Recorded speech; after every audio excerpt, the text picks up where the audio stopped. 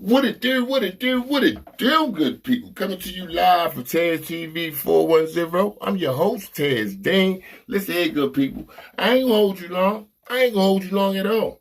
But what you need to do is go ahead and like, share, subscribe to the channel, and share it, man. Share this information, because this history in itself. They say it's black history, but black history is all year long, good people. All year long. But we gonna start over there in West Baltimore today. Oh yeah, we starting West Baltimore today. We going to Edmondson West Side. Oh yeah, we going to Edmondson West Side. We talking about Marvin, the human eraser Webster, the big fella, 7'1". Now at this time over there, when he was in high school, now he made the MSA first team his senior year. He did. Honorable mention the 2 years prior to that. However, how I took it as a basketball player, he got better and better at the right time. He went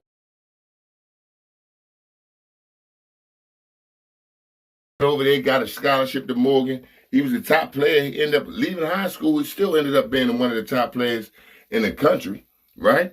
Still ended up being one of the top players in the country. Still. However, he go to Morgan.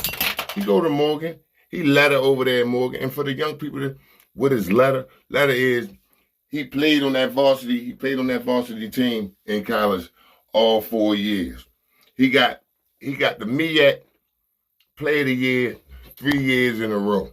Let's start there. You talking about winning. He got the national Division II now.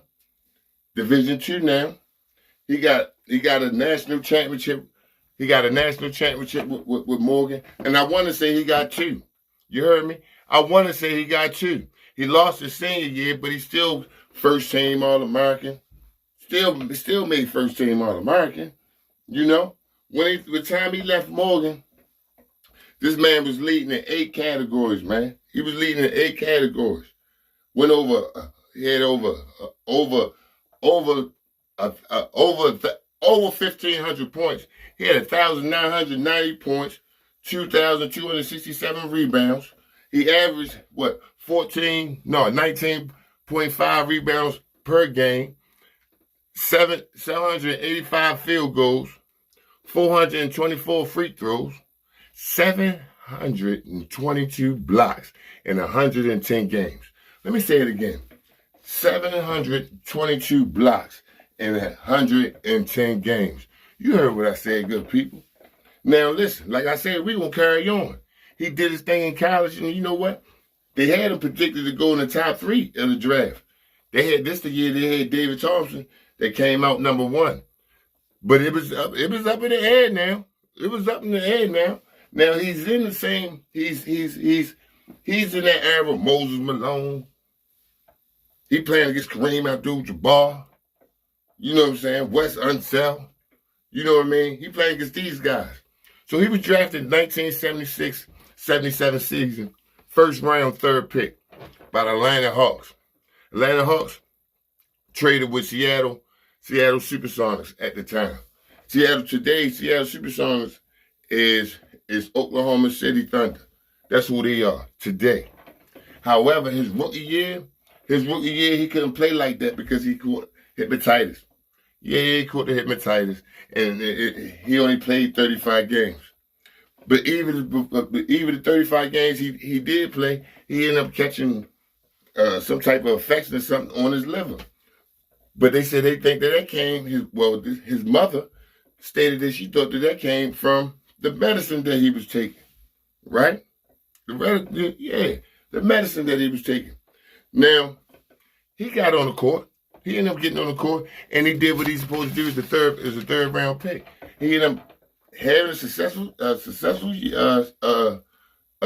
career. That first year back, though, he had 14 points, 12 rebounds, 2 blocks. Let me say it again. Rookie year, 14 points, 12 rebounds, 2 blocks. Now he damn near averaged 2 blocks for his career, right? He wasn't a scorer like that, but he will poke it on you. He went to Seattle. From Seattle, I want to say he went to Denver. Now, let me back this up a little bit. Because people from Baltimore, we was trying to start up a pro team called the Baltimore Claws, right? The Baltimore Claws. Just a little quick side note.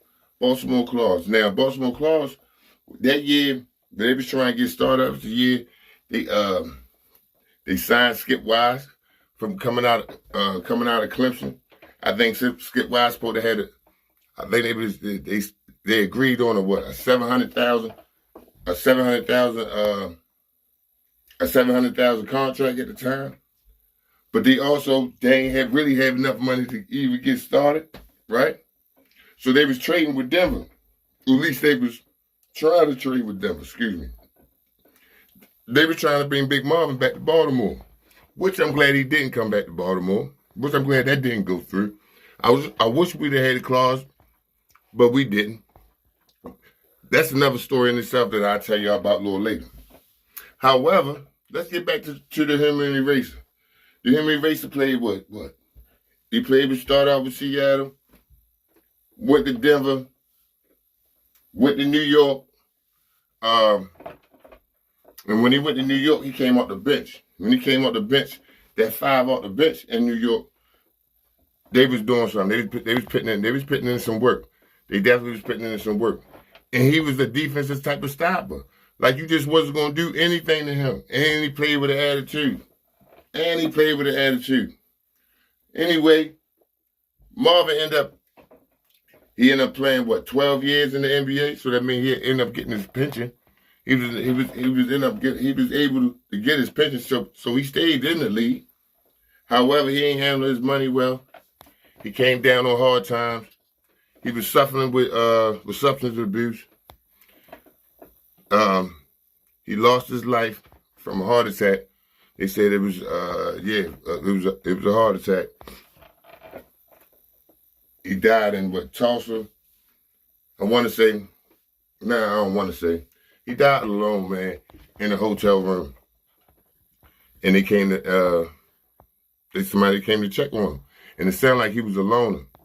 After basketball, he went through these type of things as far as like with his money. And I'm not gonna say that he didn't blew all his money on some type of drugs and nothing like that. But he ended up getting himself together. He was a car salesman. Ended up being a car salesman. Then he ended up having that tragic heart attack. But I had to bring it to y'all. It's Baltimore, good people. So anything positive coming out of here, especially in the sports arena, I gotta salute it. And at the same time, we need our respect. The kids now, the things that y'all getting right now is from the backs of those that came before y'all. And I need y'all to understand that.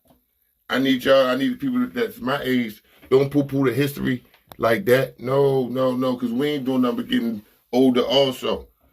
So y'all guys gonna be in the same predicament in another 10 years or 20 years. You know, you gonna want somebody to speak on you. So don't poo-poo our greats. I don't care what they did. They played the game at a high level and they went somewhere. Ain't nobody perfect. You hear me? Ain't nobody perfect. But I thank God. I thank God for y'all checking me today and coming live from Tez TV. I holler.